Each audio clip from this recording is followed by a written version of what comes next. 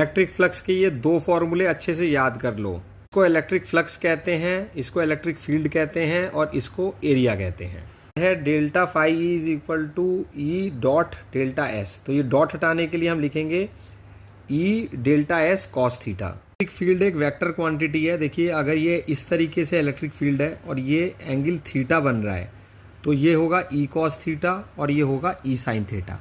किसी भी वेक्टर में मान लो हम इसे वेक्टर ए लिख लेते हैं तो हम इसे लिखेंगे ए कॉस थीटा और इसको लिखेंगे ए साइन थीटा। इलेक्ट्रिक फ्लक्स निकालने के लिए हम वो कंपोनेंट लेते हैं जो कि इस एरिया के परपेंडिकुलर है। पहला कंपोनेंट एरिया के परपेंडिकुलर होगा, ये परपेंडिकुलर होगा और ये इसके पैरेलल होगा। लेकिन इलेक्ट्रिक फ्लक्स फाइंड करने के लिए हमें जो कंपोनेंट परपेंडिकुलर होता है वो लेना होता है।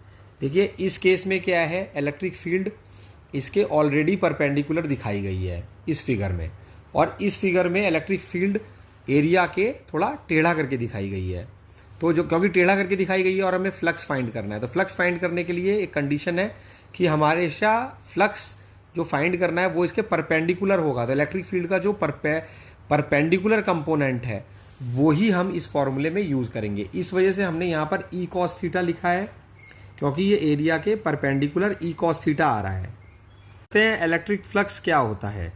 Electric flux through a given area, इस एरिया के थ्रू इलेक्ट्रिक फ्लक्स अगर हमें निकालना है और ये एरिया इलेक्ट्रिक फील्ड में रखी गई है, मतलब रखा गया है, ये जो एरिया है इसे हमने इलेक्ट्रिक फील्ड में रखा गया है, तो हमें इलेक्ट्रिक फ्लक्स निकालना है।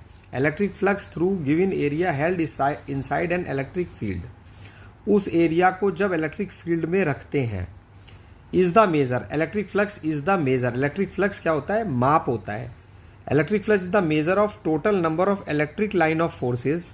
ये इलेक्ट्रिक लाइन ऑफ फोर्सेज हैं क्योंकि देखिए ये एरिया है, इसमें जो जा रही हैं दोनों को मल्टीप्लाई करेंगे तो टोटल आ जाएगा। Major of total number of electric line of forces passing normally through that area.